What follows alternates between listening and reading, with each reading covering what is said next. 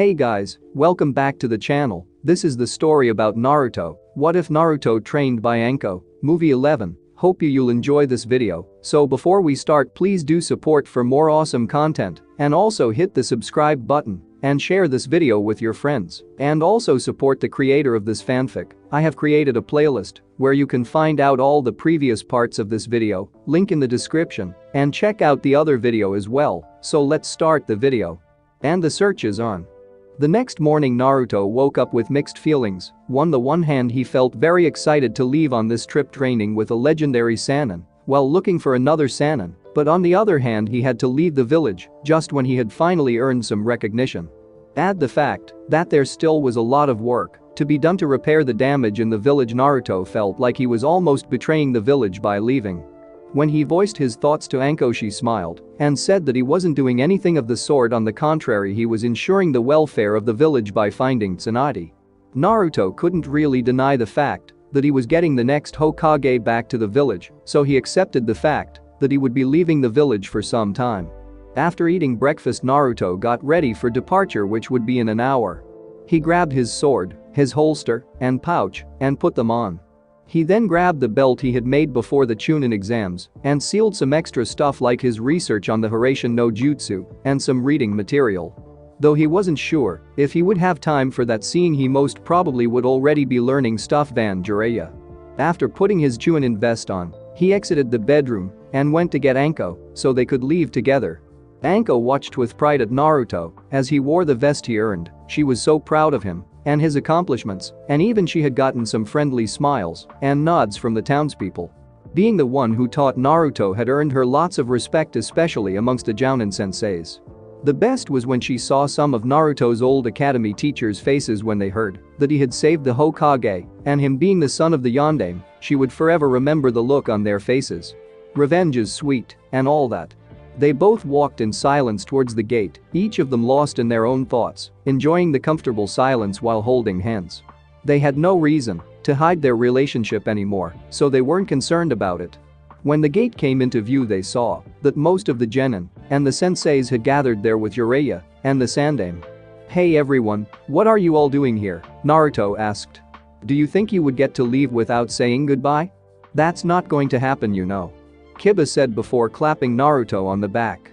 "It's not like I'll be gone for months, guys. I'll be back before you know it," Naruto said, chuckling.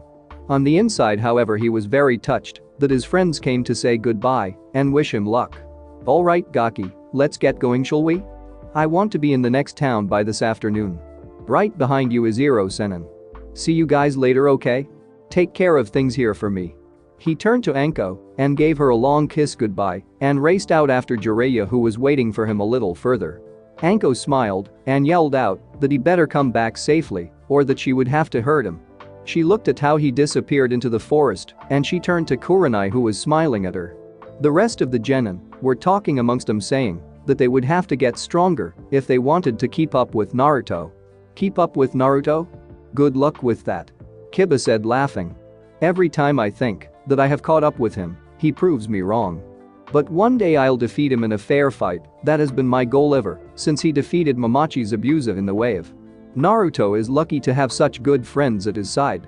I'm sure that each and every one of you will become very strong. Your senseis will make sure of that. Keep working hard, and there isn't a thing you can't do," Sandaime said while looking at the group of friends. The Sandaime told them that today they would work on the repairs on the south side of the village, where a huge snake had dealt severe damage to inner walls.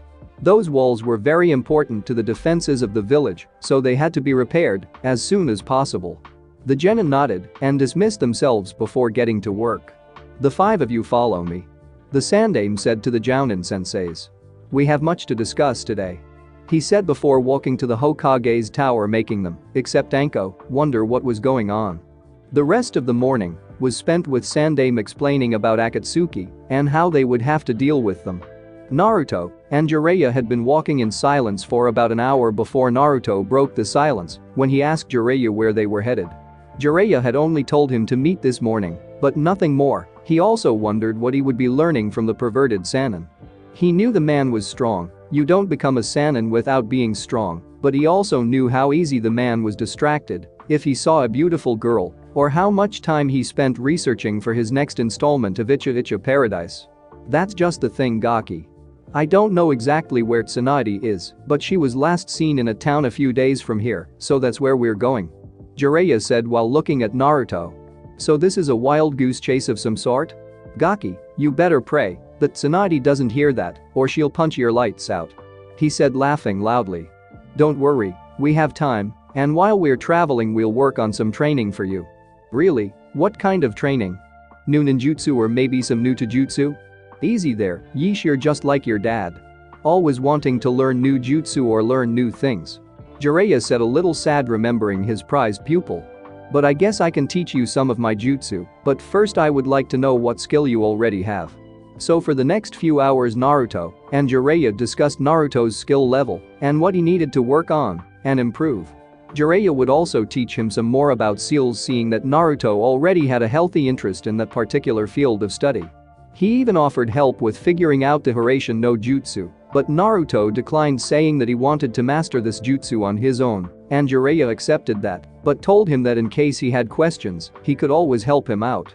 Alright Gaki, there's a small town up ahead, that's where we will spend the rest of the afternoon, so we can have a little spar, and we'll spend the night there as well. Spar? Great, I can't wait to see you fight. Jai-chan said that you and Orochimaru were about the same level.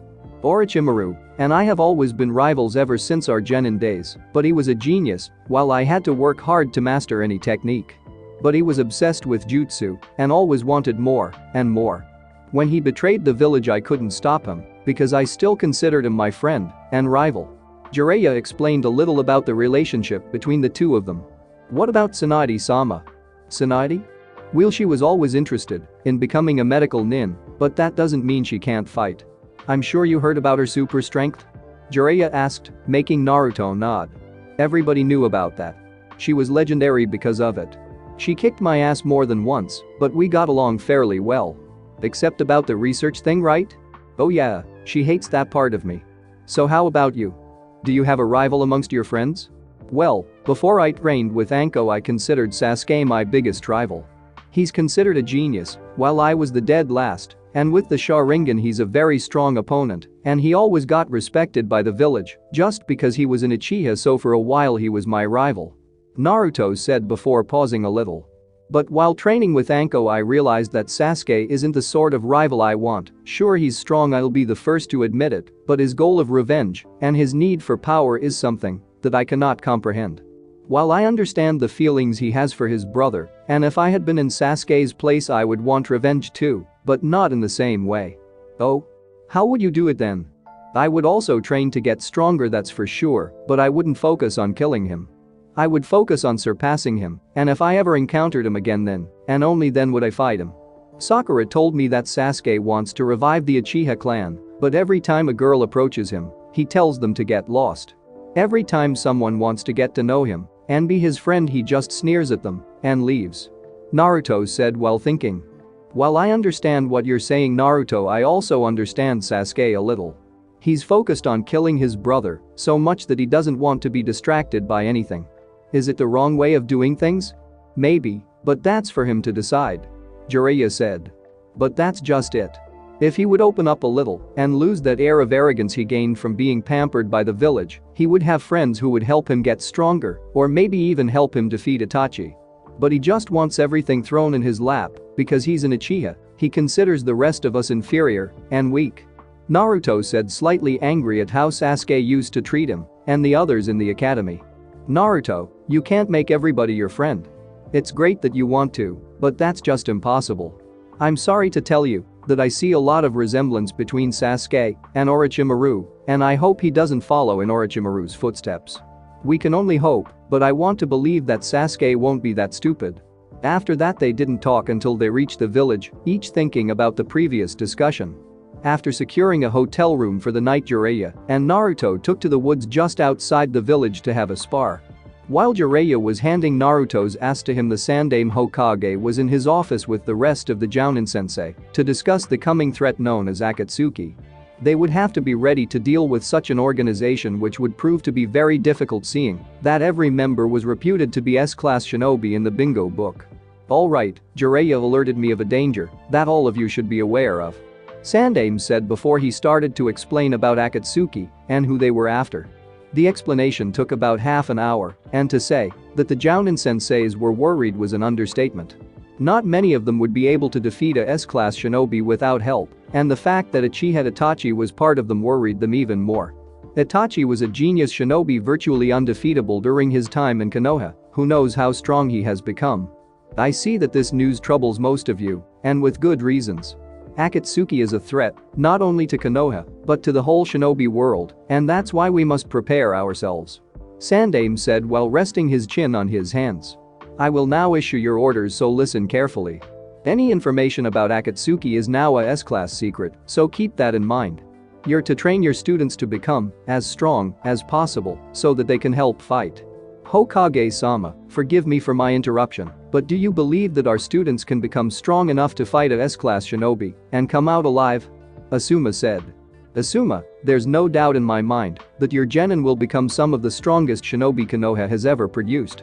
You all did a marvelous job so far, just keep on doing what you did, and then some more. Yash, the youthfulness of our genin will burn brightly thanks to our help, Guy exclaimed, making the others wince from the sheer volume of his voice. Yes, that too, Guy. The new generation is strong, they proved that during the attacks, and with Naruto's help they will become strong. Sandaime said while glaring at Guy. You sure believe a lot in Naruto, don't you, Hokage-sama? Kakashi said, not even looking up from his orange book. Naruto is the one who will become the greatest Hokage of all times, Kakashi, I can see it when I look at him. Like his father before him, he will become the pillar that supports and protects this village. Sandaime said while looking at the mountain which held the faces of the previous Hokages. How did the village react to the revelation about Naruto's parents? Kurenai asked Anko. Pretty good, I suppose. There are still a lot of people who see him as the Kyuubi, but he also gained a lot of respect for his actions during and after the attack. He still has a lot of work ahead of him if he wants the whole village to see him as Naruto, but he's getting there. Anko said proudly. The Jounin nodded, they had seen just how much Naruto and his clones had worked during the week after the attack. He had taken care of most of the small work, helping repair the homes of the villagers that had been damaged. He certainly helped the repairs ahead of schedule, thanks to his clones freeing others so that they could help on more urgent repairs. Okay, let's get back on track here. Like I said, I want each one of you to train your genins beyond their limits. If they ask why they need such training, tell them that they'll be part of a special group to protect Konoha. Dismissed. Sandaime said before everyone left his office. He sighed, visibly exhausted from all the hard work he had been doing the past weeks. He really hoped Naruto would be able to convince Tsunade into becoming Hokage. The Jounin sensei just left the Hokage tower, and each went their own way thinking about how they would train their students to deal with such a threat. This would take lots of energy from both sides, and they would have to come up with a whole new training schedule as well. Anko and Kurenai, however, were happily talking about their students and already discussing what kind of training they would give them. Alright, when Naruto's back, I'll ask him if he can put the gravity seal on Kiba, Shino, and Hinata. That will allow them to get stronger and faster on top of their normal training. Anko was musing out loud. Wait, what gravity seal? I know nothing about Naruto wearing such a seal? Kurenai asked, shocked. Oh, that's right. Well, you see, in Yondaime's book there's a seal that changes the gravity on your body. Naruto put it on during his training, but I told him that he could only release it when it's a matter of life and death. She said, grinning. Oops, totally forgot about that one. Wonder if Naruto remembers that he put on that particular seal? Kurenai stared at Anko and wondered just how strong Naruto would be without it. That boy was full of surprises, but she knew that already.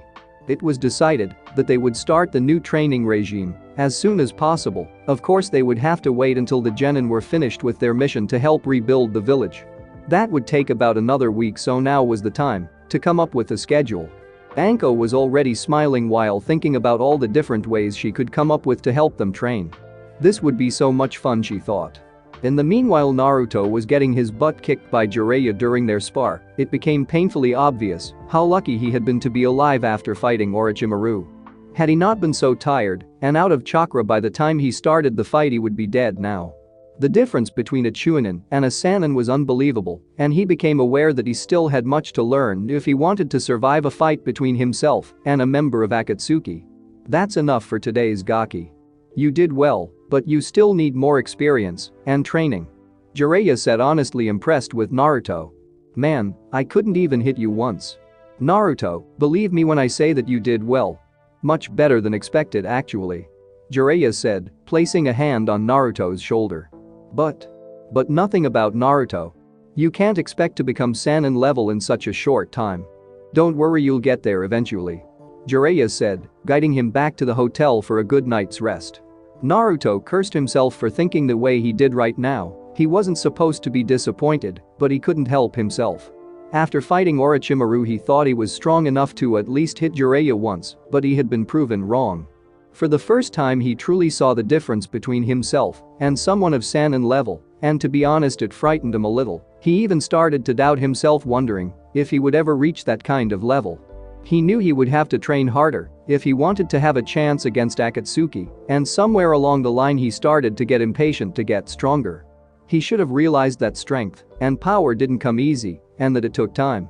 Instead of getting impatient, he would have to continue training just like he always did and believe in himself. He stood up a little straighter and followed Jiraiya with newfound courage and enthusiasm. For the next few days Naruto and Jiraiya traveled from village to village, and while Jiraiya was gathering information about Tsunade and her whereabouts, Naruto kept on training and studying. Jiraiya had made a cage bunshin and ordered Naruto to fight it. However, each day Naruto would get a handicap, like being forbidden to use his sword or using ninjutsu. The purpose of this training was that Naruto needed to get used to fighting at a disadvantage against stronger opponents. Naruto, however, loved the challenge and threw himself into this new training, while his clones were working on something else like chakra control exercises or studying new skills that Jiraiya gave him. He had been pleasantly surprised with Iro Sennin's training. At first he feared that the pervert would neglect his training to do research, but it seemed that Jiraiya had taken a liking to him and was serious about training him. Boy, Gaki, that's enough for today. Naruto heard Jiraiya yell. Unfortunately, this caused him to be distracted, and he ended up getting hit by the clone's punch. That'll teach you not to get distracted. Jiraiya laughed. Very funny, Iro Sennin. Glad to see that my pain is making you laugh. Naruto said, rubbing his hurting jaw. Whatever, Gaki, I have good news. You found Tsunade? Nope, but somebody said he saw her in a town a few days from here, so that's where we'll go. Jiraiya said calmly. We'll leave in the morning. Why not leave right now? Because I don't want to travel at night, and because there's a festival tonight, and I want to go. Jiraiya said, folding his arm in front of his chest. What? What's so special about the festival? Gaki, think for a moment, will you? A festival is a great opportunity for research. Jiraiya said with a lecherous grin on his face. All those beauties in kimonos having fun and drinking. A chance in a lifetime. I can't believe you, Iro Sennin. You want to go to the festival just to meet girls? Shut up, Gaki. Just because you're too stupid to enjoy the miracle that is a woman doesn't mean I am. Jiraiya yelled at Naruto. Oh yeah, maybe you didn't notice, but one of the hottest kunoichi of Konoha is my girlfriend, you stupid lecher. Naruto fired back. Don't remind me, I'll never understand how someone like you can get such a looker to be your girlfriend. Ha, it's because unlike you, I'm not a pervert. Naruto said, smirking. After arguing for another half hour, both of them left the training area and went to the hotel they were currently staying in. Naruto wouldn't admit it to the man's face, but the idea of going to a festival wasn't so bad at all. He liked going to festivals in Konoha, but rarely got the chance until after he met up with Anko and teammate. After a quick shower, he changed into a simple outfit consisting of a dark blue pants and a dark red shirt. He also strapped on his holster and his sword because it wouldn't do to be caught off guard while enjoying the festival. Jiraiya had already left, shouting that if he didn't leave now he would miss out on some beautiful girls. When Naruto reached the festival grounds, he quickly started exploring the place. He passed several small wooden stands selling candy or other food, which made him drool at smelling all those delicious things. Realizing he didn't have lunch, yet he bought some okonomiyaki before sitting down enjoying the atmosphere. The grounds were filled with people who laughed while drinking and eating, or people who tried out the different games. A lot of children were running around having fun and playing, making Naruto smile sadly when he remembered his own childhood. Unlike these kids, Naruto wasn't allowed to play with the other children by most parents, so he had to play by himself. Shaking his head clear of those memories, he looked at the children playing with their siblings and parents, hoping that one day he would have his own child to spoil and play with. After finishing his lunch, he continued his exploration of the festival and came upon a small stand which sold jewelry for women. Thinking about Anko, maybe he could buy her something. He knew she wasn't the type of girl who likes earrings, so he skipped those, but he didn't find anything that would fit with Anko. She wasn't very interested in jewelry to begin with, so he would have to find something else to buy her. Walking around the corner, he came onto the children's part of the festival, where lots of games could be played and where you could win prizes. Naruto, who never got the chance when he was younger, decided to look around a bit and maybe even try out some of the games. He didn't care that he was older than most kids here, he just wanted to feel like a regular kid for once. After 5 minutes of browsing through the stands, he heard a young girl cry and saw her sitting on one of the stone stairs next to a stand. "Hey there, what's wrong?" Naruto asked gently. "I wanted Sniff to win, sniff a teddy sniff. I wasn't good enough." The young girl cried out. Naruto's heart almost broke at seeing the young girl cry. She was just so cute, wearing a kimono and a flower in her hair. "Oh, don't cry, I'm Naruto. What's your name?"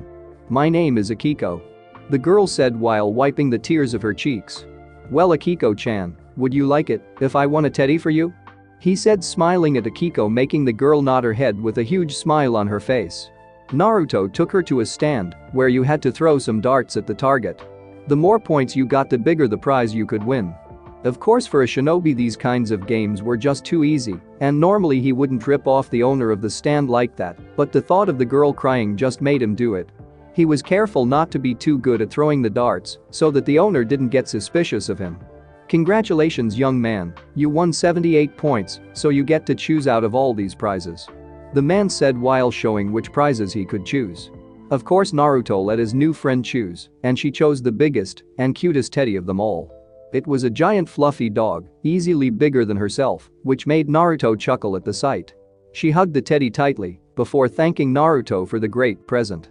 "You're welcome, Akiko-chan. Now why don't you go show your mommy and daddy your new teddy?" "Okay, bye, Naruto-nichan." After roaming around a bit more, Naruto made his way back to the hotel, wondering how Iro-sennin had spent his evening, even though he already had a good idea. It probably involved some research, like he liked to call it. Naruto shook his head, amazed at how Jiraiya sometimes acted. No wonder the man didn't have a girlfriend or a wife, he liked spying on young women too much to settle down. He recalled how much the man spied on the girls, having fun in the river, while Naruto practiced Akuchius no Jutsu. He also smiled at the memory of Jiraiya getting his ass kicked by the women on which he spied on when they first met. That memory always made him smile. Entering the room, he saw that Jiraiya was nowhere in sight, so he took a relaxing shower and went to bed, knowing that tomorrow they would leave for the next town.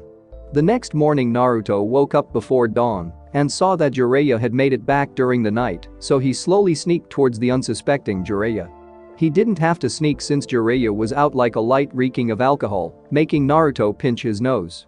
After filling a bucket with ice-cold water, he stood next to the Sannin and quickly did some hand seals before whispering Suiton, Suryuiten no Jutsu, and splashed Jiraiya.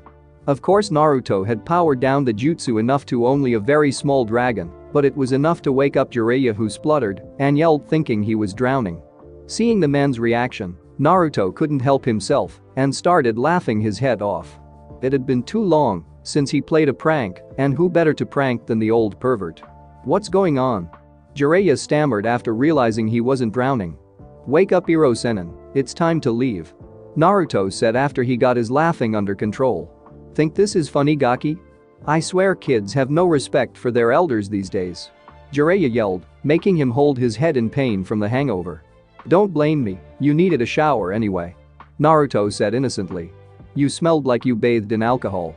You're just jealous that I hooked up with several young women last night," Jiraiya pouted.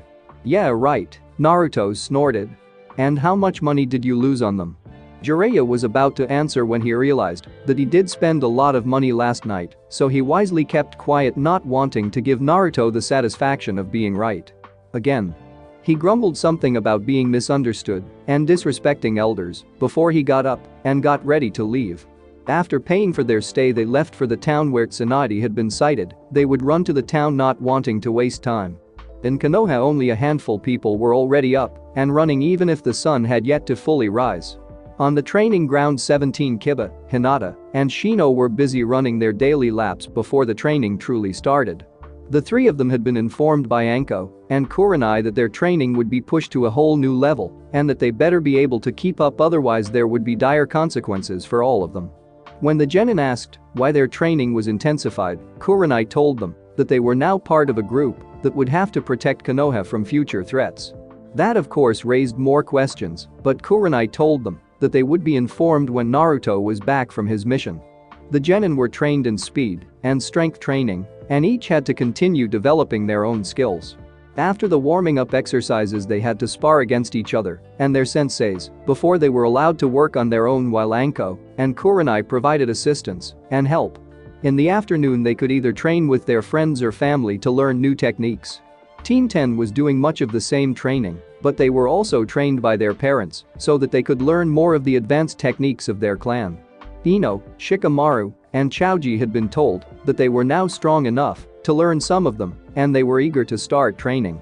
Even Ino had surprised them by fully dedicating herself into improving herself.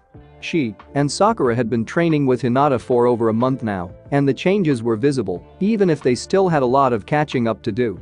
Speaking of Sakura, she had practically begged Kakashi to help her get stronger and even promised him to stop fussing over Sasuke all the time. Seeing that Sakura was serious, Kakashi had spent several days with her, coming up with a training schedule she could follow, and to his surprise, Sakura followed it to the smallest detail. Kakashi had been a bit disappointed when the third member of his team had quit being a shinobi after the Chunin exams. The boy had never been fit to become a shinobi, and Kakashi was somewhat glad that he realized it before he got himself killed. Last he heard, the boy was now going to a regular school trying to catch up with his fellow students. This left him with an incomplete team made up of Sakura, Sasuke, and himself, making them unable to do missions outside of the normal D rank missions and team training. Sasuke had complained loudly until the Hokage had put him in his place, threatening to send him back to the academy if he didn't stop his childish behavior. Kakashi had been observing Sasuke for a while and didn't like what he was seeing. He always knew that Sasuke was driven by revenge, but lately things had been getting out of hand. Sasuke all but demanded to be taught jutsu so he could get stronger, and no matter what Kakashi said, he didn't seem to understand that power was something that took time to gain by training. Kakashi had been trying to get Sasuke to work together with his team, but nothing seemed to work. Of course, the fact that Sasuke had been much stronger than his teammates didn't help either, but instead of helping them, Sasuke just ignored them, only widening the gap. Today he would have another talk with the boy, hoping that he could get the boy to understand what it meant to be a Konoha shinobi. Right now, however, he was on his way to meet with the other Jounin sensei so that they could discuss some group training between the three teams. Asuma had said that all of them would benefit from learning to work together as one group, and he had to agree with that line of thinking. Arriving at the small dango shop, he saw that the others were already there and made his way over to them. Passing a few tables, he noticed a pair of travelers with hats and black cloaks with red clouds on it, but he didn't make any sign of distress or recognition. Finally, Kakashi, I swear you would be late for your own funeral, Anko said, slightly mad at the one-eyed shinobi. Calm down, Anko, you know there's no helping it. Let's just sit down and enjoy lunch, Asuma said, showing that he too had seen the two suspicious men, and he didn't want to talk about anything remotely connected to his students or training. They spend their lunch in good laughter while keeping an eye on the men, but halfway through lunch, Sasuke showed up wanting to talk to Kakashi. Here you are, I looked everywhere for you, Kakashi-sensei, Sasuke said, showing at least some respect. He knew better than to piss off any superior shinobi, especially one who could teach him many techniques. Ah, Sasuke, what's the matter? I want to train with you, I need to get stronger, making Kakashi sigh at his answer. Sasuke, I told you a dozen times before that you can't get stronger just by knowing more jutsu. Kakashi said calmly, but from the corner of his eye he saw the two men getting up and leaving.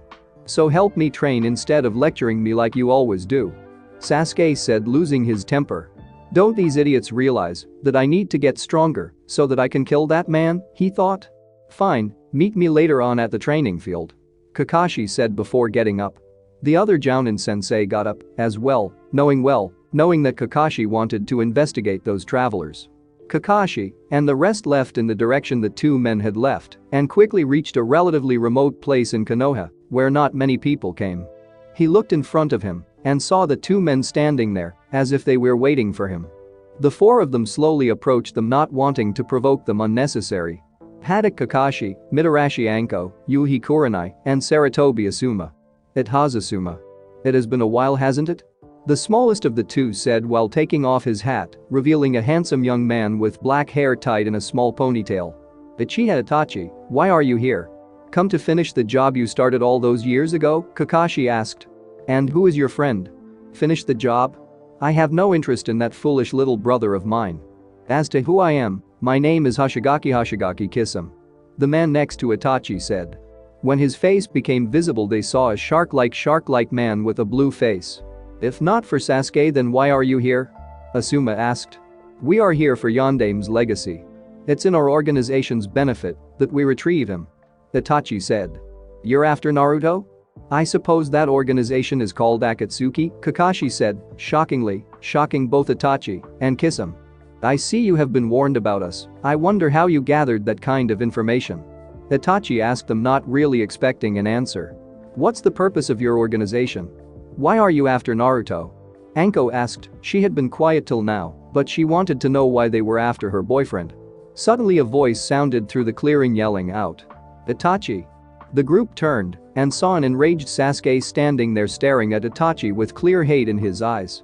Before anyone could stop him, he charged at Itachi, making hand seals, and produced a Chidori aiming straight at Itachi's heart. Sasuke, don't. You don't stand a chance against an opponent like him. Kakashi yelled, trying to stop his student from getting killed. Sasuke didn't listen, however, and tried to stab Itachi through the heart, but to his shock his brother just grabbed him by the wrist and twisted it, making Sasuke fall to his knees, the Chidori slowly disappearing. Itachi looked at his brother before slowly shaking his head and twisted Sasuke's wrist further, effectively breaking it, making him scream out in pain. The Jounin sensei were about to help Sasuke, but Kisame placed himself in between them and hindered them from helping Sasuke.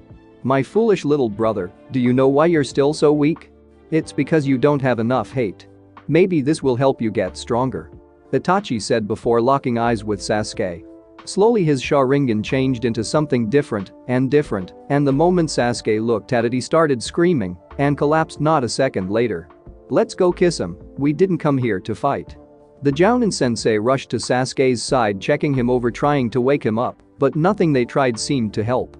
Aside from his broken wrist he seemed psychically fine, but they guessed that Itachi's attack was a mental attack, making it impossible for them to help him. They took him to the hospital before going to report to the Hokage, knowing that he would be very interested in what happened. Making a bet with a Sannin. 2 weeks had passed since Naruto left Konoha in search of Tsunade, one of the legendary Sannin, and frankly Naruto was getting tired of chasing after her.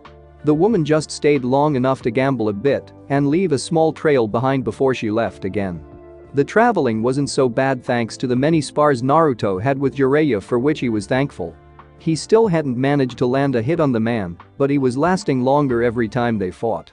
Naruto had even started to create a new technique, but so far he was having trouble figuring out how to make it work. On top of that, he was still working on the Hiraishin no Jutsu in his free time as well. He could feel he was getting close to figuring it out, but it escaped him at the moment. Jiraiya was having the time of his life, seeing he was traveling again and got many opportunities to do research along the way. He giggled while writing down an idea in his notebook, carefully hiding it from Naruto. The blonde had told him that if he didn't train him properly he would find said notebook and practice a Kaiten jutsu on it. Jiraiya had berated him for threatening to destroy what may become his greatest work yet, but didn't take any chances just in case. He had started to teach some jutsu to Naruto to keep him busy and satisfied, while still sparing with the blonde, knowing that he would need the experience in the coming years. They were currently on their way to the town where Tsunade was rumored to be, although he started to doubt his information gathering skills a bit, seeing they never seemed to arrive before she left again.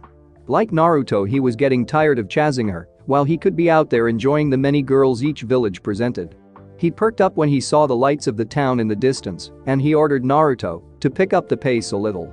So not even 10 minutes later they made their way through the town looking for a hotel. Not wanting to spend the evening in the hotel, Jiraiya told Naruto that they would go out to get dinner, to which Naruto happily agreed. After dismissing 2 restaurants because the waitresses weren't cute enough according to Jiraiya, they finally came upon a small place that Jiraiya approved of after checking out the girls who worked there. Naruto didn't bother to say anything, already used to the way the pervert selected their eating places. After all, he had been doing the same thing for 2 weeks now. They were greeted by the owners of the place and went inside to choose a table. Naruto was looking around, and thus he didn't see Jiraiya freeze in his tracks, making him bump into the man's back. "Why did you stop?" "Tsunade. Finally, I've been looking all over the country for you," Jiraiya exclaimed loudly.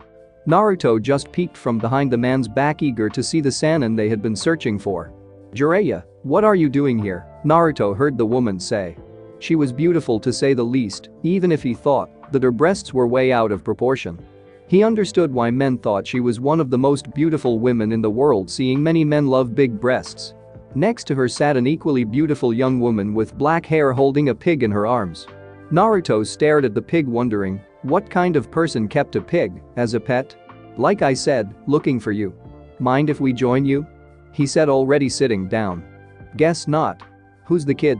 Tsunade asked, pointing at Naruto, who was annoyed at being called a kid. "This is my new apprentice, Namek is Naruto," Jiraiya said before ordering a bottle of sake and some food. Naruto meets Tsunade, one of the legendary Sannin, and her apprentice Shizune. "Nice to meet the two of you," Naruto said, slightly bowing to both of them. He figured that it would be best if he showed some respect. "Namek is? Does that mean you're?" Tsunade asked, raising an eyebrow. "Yes, Namek is Minato was my dad." He nodded, earning a gasp from Shizune. "I'm also the sacrifice." He continued, knowing that both of them knew about the Kyuubi. "I see, so why are you here?" Tsunade asked while drinking a bit of sake. "Did you hear about the attack on Konoha?" Jiraiya asked, receiving a nod from both women. "Did you also know that Orochimaru was behind it?" "Yeah, I figured he was the one behind it, but what does this have to do with me?" she asked. While Sensei survived the battle thanks to Naruto's help, he has decided to step down as Hokage. He realized that it was time for a much-needed change. "And that's where you come in," Jiraiya said, refilling his saucer with sake. "He wants me to become Goddamn Hokage, doesn't he?" she said before grabbing the bottle of sake. "Yes, he does, so what do you say?" Jiraiya nodded. "I refuse, being Hokage only gets you killed or worse. Being Hokage is shit, no way do I want that title," she answered, making Naruto frown. "Tsunade, you," Jiraiya said, trying to reason with her. "Don't, okay? Just don't. I lost 2 of my most precious people to that title. That job is cursed," she said, glaring at Jiraiya. Iro Sennin, this is the woman Sandaime Jichin appointed as his successor? Can't say I'm impressed so far," Naruto said while staring at Tsunade, who turned to look at him. "No need to try and scare me with that look, I've faced worse than that. Listen, kid, I don't know what your problem is, but it's not my business, okay? My problem is you insulting some of the greatest heroes the world has ever seen, including my dad." Naruto snapped at her. "While I understand that Konoha reminds you of the people you lost, it doesn't give you the right to insult the position of Hokage. You have no idea what you're talking about, so you. Oh, spare me your dramatic story. I know exactly what I'm talking about. I know that you lost both your little brother and lover during the war, and that both of them dreamed of becoming Hokage." Naruto shocked her before she glared at Jiraiya, who said he didn't tell anything about her past. "How do you know about that, you brat?" she said, grabbing Naruto by his shirt. "Sandaime Jichin used to tell me stories when I was a kid about Konoha's greatest heroes, and while he changed names and dates I realized that he meant you when he ordered me to go with Iro Sennin," Naruto said while looking Tsunade in the eyes. He wouldn't show weakness to this woman. "I believed him when he told me that you were a fantastic kunoichi, but I see he was wrong. You're nothing but a coward and a hypocrite. That's it, you and me outside right now. I'll show you why I'm considered the strongest kunoichi. Lead the way, Tsunade Bachan." Naruto smirked inwardly, smiling at seeing her reaction to him calling her old. The party of 4 stepped outside, and if Shizune didn't stop them, they would have started fighting right in the middle of the street, but fortunately she managed to persuade them to fight just outside the village. Jiraiya was trying to defuse the situation by talking to both of them, but neither Naruto or Tsunade would back out, and he muttered something about troublesome blondes, making Naruto laugh, remembering Shikamaru's catchphrase. Last chance to apologize, brat. Not a chance, Bachan. Well Jiraiya, I'm sorry to deprive you of yet another apprentice, but this one deserves it. She said to Jiraiya. I'm not too worried, did I tell you he fought Orochimaru to a standstill? Jiraiya said. Well technically that's not true, but she doesn't need to know that. He thought. Do you really expect me to believe that? Tsunade said while looking at the Toad Sannin. There's no way this kid could take on Orochimaru and live. Nevertheless it's true, Jichin, and I fought him during the invasion. I also fought and defeated your ancestor, the Shade, after Orochimaru used a Kenjutsu to bring him back to life. Of course he controlled him, but I still fought him. Naruto informed her, and Shizune. He knew he wasn't entirely truthful about the battle, but that didn't matter right now. Tsunade was shocked to hear that Orochimaru would go to such lengths to destroy Konoha and to kill Sarutobi-sensei. But then she remembered how he used to be, and it didn't seem so surprising anymore. Still, next time she saw him, she would kick his ass for using her ancestor for such a purpose.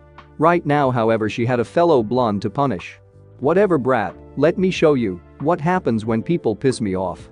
Tsunade said, turning back to her pissed-off mode. Naruto didn't answer, but just made a few Kage Bunshin who ran straight at her. Tsunade of course wasn't so easily distracted and quickly dealt with the clones before she attacked herself. She threw a punch at Naruto who dodged it, so she punched the ground, instead making a large crack appear in the ground.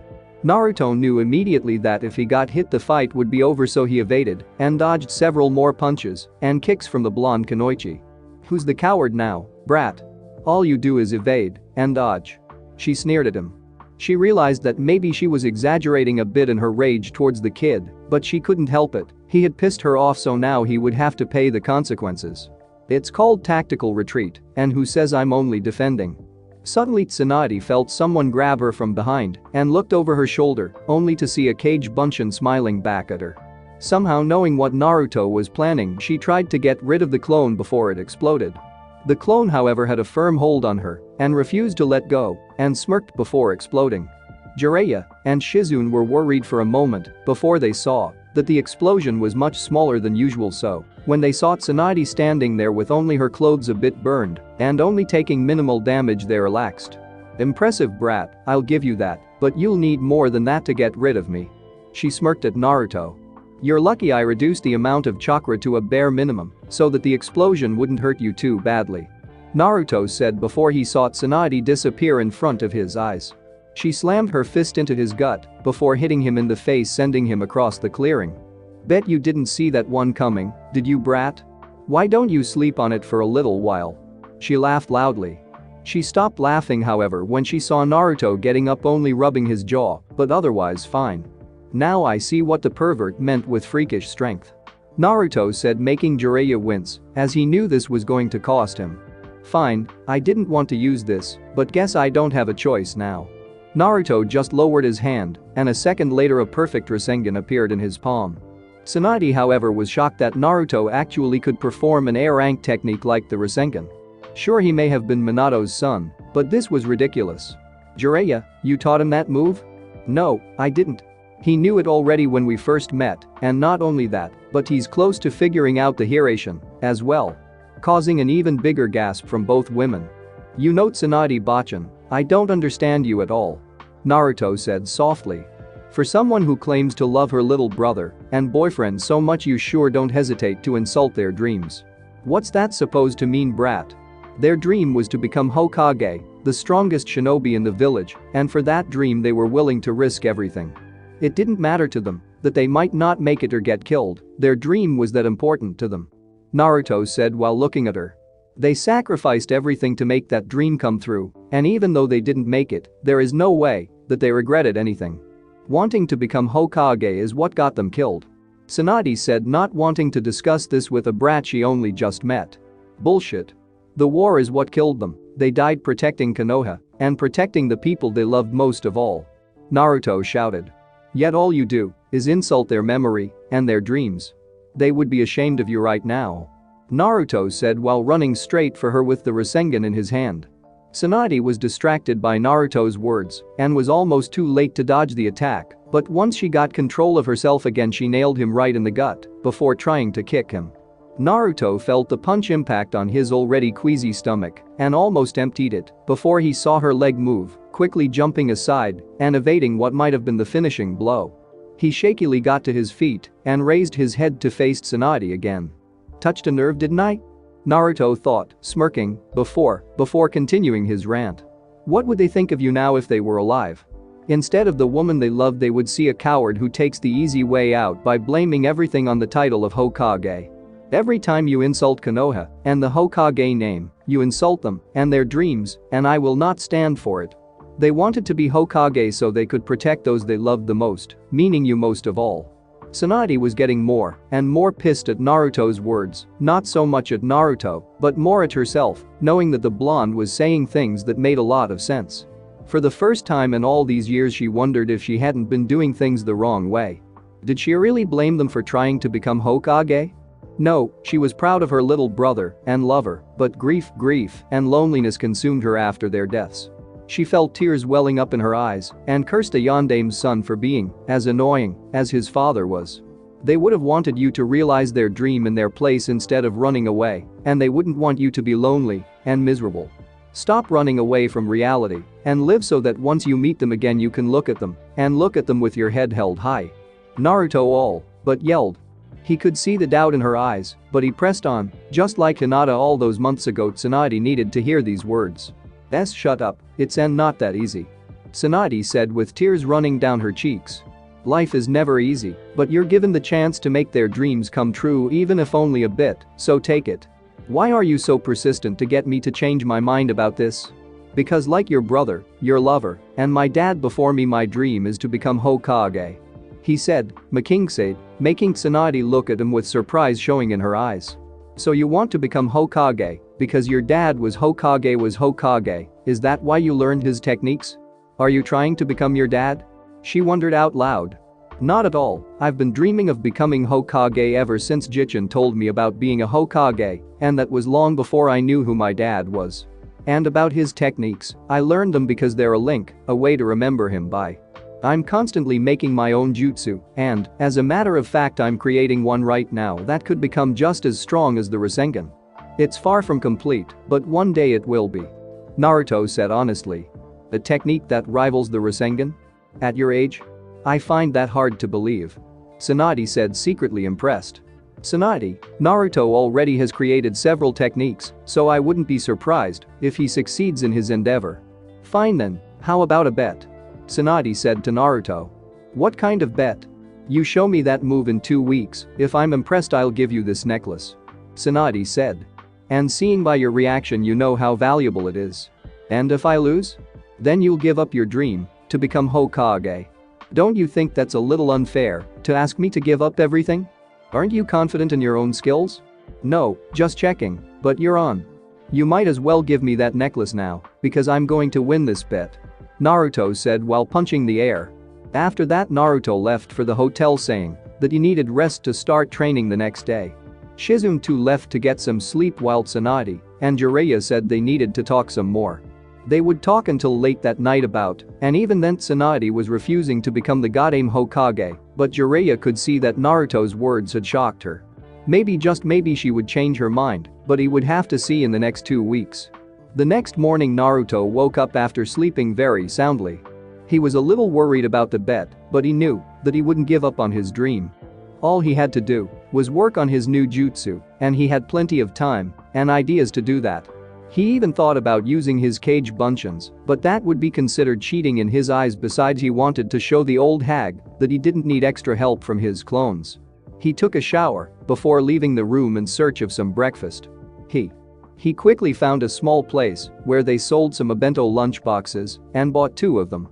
One for breakfast and the other for lunch later on that day. After eating breakfast he got ready to start training. His new technique was pure chakra manipulation just like the Rasengan, but proved to be much more difficult to create. So far he had managed to shape it into its desired form for only a few moments before it lost its composition. He didn't have any trouble shaping his chakra thanks to the training he did for the Rasengan, but for this technique it seemed that he needed to start out small and gradually make it bigger. So that was what he did for the next few hours. He shaped his chakra into the form, only it was so small it fitted into his palm, but he noticed that he could hold it a little longer than before, so with newfound enthusiasm he continued training until nightfall. When he got back to the hotel, he was satisfied with the results of his training that day. He had succeeded in holding the shape for over a minute, so he hoped that by tomorrow evening, he would be able to hold it for 2 minutes. He entered the room, and like he suspected, Jiraiya was nowhere to be seen, so he just took a shower and relaxed a bit before reviewing the seals of the Hiraishin.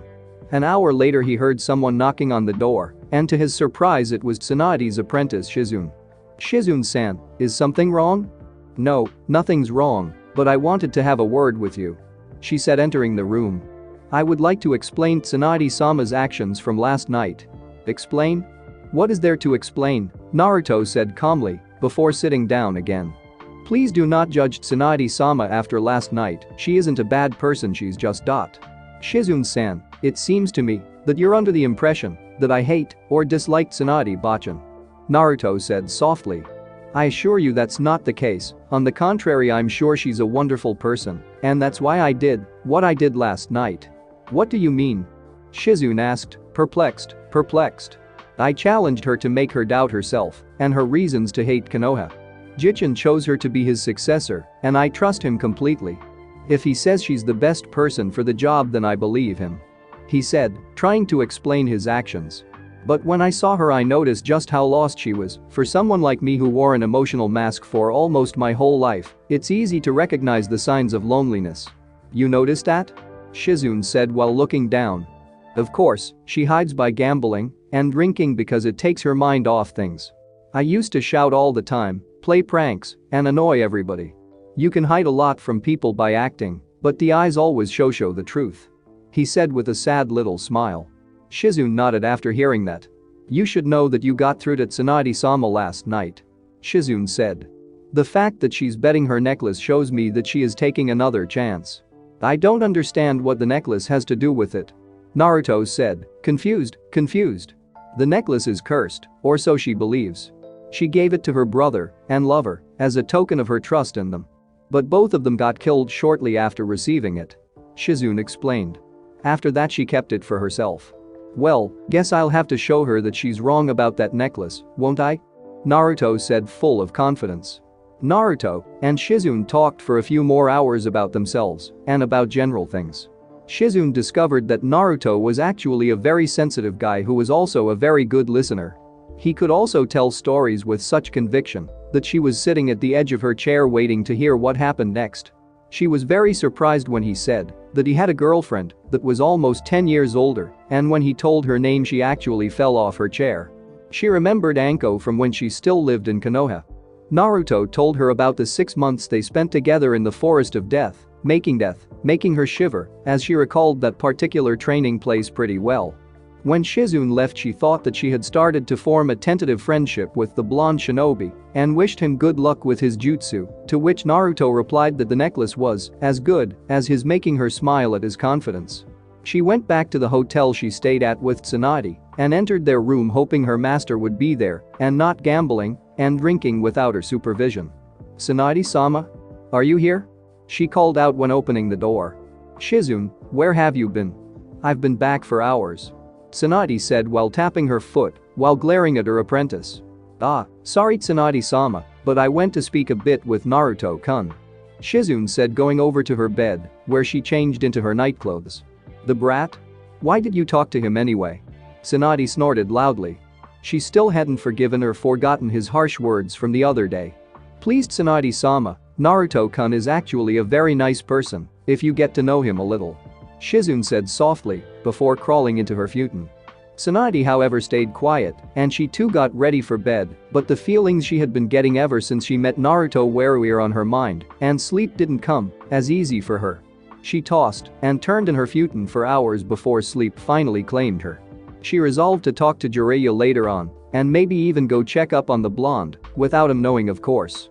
In Konoha, people were finally getting things under control again. There still was a lot of work to be done to repair the damages, but things were starting to look up again. The most urgent repairs had been done, and now they would start to focus on repairing the rest of the village. People started to get over the shock of being attacked in their own home, and slowly, but surely they felt safe again. They went outside without fear of being attacked, and most of the people were ready to begin with their daily lives. The Sandaime, however, was far from happy. The fact that Uchiha Itachi and his partner had entered the village without anyone noticing was something he couldn't accept. If a S-rank Nukenin could get inside the village like that, things were seriously wrong. Konoha would have to change its ways if it wanted to survive in the shinobi world. If they started showing weakness like that, it wouldn't take long before other villages like Iwa and Kumo would take advantage of their problems. He seriously hoped Naruto succeeded in bringing Tsunade back as Godame Hokage because he was too old to deal with stuff like this. Another problem was Uchiha Sasuke, who was still in the hospital after his brother's attack. According to the medic, Sasuke was psychically healthy, but his mind was heavily attacked, and who knows what this would mean for the already rather unstable young shinobi. It seemed that the young Sharingan user was so focused on revenge that he even forgot to worry about his own personal well-being. Sandaime sighed loudly and took out his pipe to relax a bit. Just when he was about to light it, someone knocked on his door, and he ushered them in. "Good day, Hokage-sama," teammate reporting for duty. Kurenai said while giving the Hokage a slight bow. "Ah yes, teammate, let's see here," the Sandaime said while ruffling through the stack of scrolls. Not this one," he said before grabbing another scroll. "Not this one either, aha, perfect," he said while presenting teammate with a scroll. The mayor of a nearby village is asking help to deal with a gang who deals in human trafficking and slave trading. You are to scout out their numbers and locations and report back so we can send out the necessary forces to deal with them. "Why can't we deal with them, Hokage-sama?" Kiba asked politely. He might be on good terms with Naruto, but he knew he wouldn't get away with being disrespectful. Because of Kiba-kun, organizations like these always have a huge number of men. While they are normal thugs and villains, their number is just too great for one team to handle. Sandaime said. He didn't mind answering questions as long as they were asked in a respectful way. "Understand, Hokage-sama, we'll leave right away," Kurenai said. She was a woman on a mission, literally. She hated those kinds of men who abused women and children, treating them like common cattle to sell and use for their own profits. Teammate was dismissed, and Kurenai told them to meet at the main gate in half an hour. The genin nodded and went to prepare for their new mission. When they met at the gate, the four of them were armed and ready to leave. The village wasn't that far, so they made haste and hoped they would arrive after about 2 or 3 hours. While making their way to the village, Hinata came to the conclusion that this was the first time in a long time that they did a mission without Naruto and Anko by their side. Kurenai agreed, but said she was confident that they could do this mission on their own, which of course set Kiba off to agree loudly. They hopped through the trees, much to the enjoyment of Kiba and Akamaru, who were in their element. Hinata and Kurenai were talking about something, and Shino was keeping quiet, as always. Shortly after lunch they arrived at the village, and Kurenai told them to wait just outside while she tried to gather some information. She knew how these kinds of men operated, and once she was inside the village she would be marked by them. A beautiful woman alone would be the perfect target, and even though she could always fight her way out, that would ruin the mission, as the gang would be alerted of shinobi presence. So she used a genjutsu to make her appear as an older lady on her way through the village. She used her skills to listen to the conversations of the townspeople and the other women. She hated gossip, but this was one time where it actually had a use, so she paid close attention to what was being said. After listening to the women gossip and talk for a good 20 minutes, she figured that she had learned everything she could find out from them, and she bought some food just to remain in character before getting back to her genin. She didn't waste any time looking around town in search of any shady people, knowing that would bring her under suspicion. Arriving back at the place where she left her students, she quickly dropped the genjutsu and motioned them to follow her back into the forest. She asked Hinata to use her Byakugan to scope the area to check if they were truly alone. Hinata quickly confirmed that everything was safe. "Alright, I didn't get much information, but I did find out that one of the men from the village had noticed some activity not far from here," Kurenai said while giving each of them a can of juice. According to him, there might be a bandit camp several miles south from here. "Sensei, if they knew where the camp was, then why didn't they take any action? Don't forget, Hinata, that these are simple townsfolk. They're not trained for combat like we are from a young age. While bandits and thugs are not really a threat to us, except in large numbers, but for them they are life-threatening adversaries. Kurenai explained, which was true. A regular bandit was no match for a trained shinobi, even if they were genin. Only when their numbers were big could they become a threat. So how do we proceed, sensei? Shino asked. We'll slowly make our way towards the place where the camp supposedly is. Kurenai said before standing up. Hinata, when we get close enough I want you to use your Byakugan to find them and make an estimate of their numbers. Hinata nodded, showing that she could count on her. Shino, I want you to use your bugs as well to look for any captives. She said, pointing to Shino. Kiba, you'll be our backup and watch our back. Both boys nodded their consent. Remember, under no circumstances are we to engage the enemy.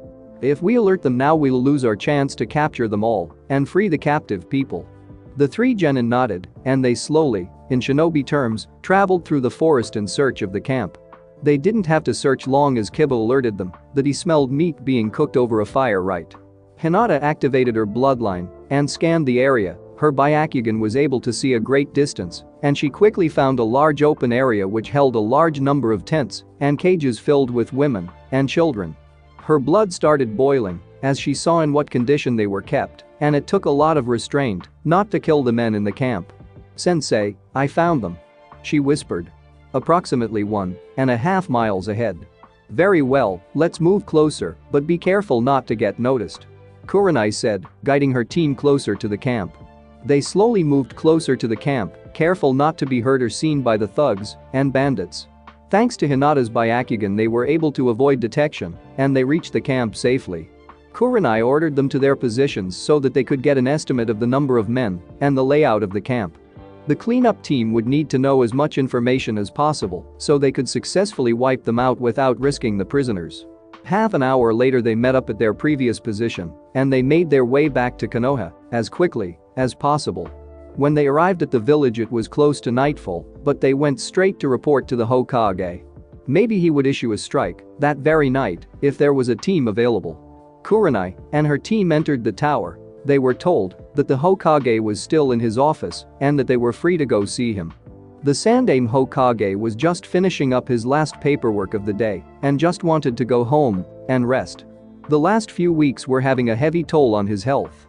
He sighed when he heard someone knocking on the door, but told them to come in, thinking that if he didn't do it tonight it would be waiting for him in the morning, and the mornings were even worse than ever. Hokage-sama, teammate reporting from their mission. Kurenai said, bowing slightly to her leader. Ah yes, please proceed to Kurenai-san. Sir, after a small information gathering we discovered the camp about 3 miles south of the village in question. The camp is placed inside a clearing surrounded by trees. We got closer to determine their numbers and the layout of the camp. Very well, do you have an estimate of how many there are? The four of us counted a force of about 50 to 60 men armed with knives and swords. At the time of our mission no shinobi was seen amongst the men. They are however well organized, and the camp is well guarded as well. What about the prisoners? How is their condition and numbers? The prisoners are situated in the middle of the camp surrounded by tents and heavily guarded by several men.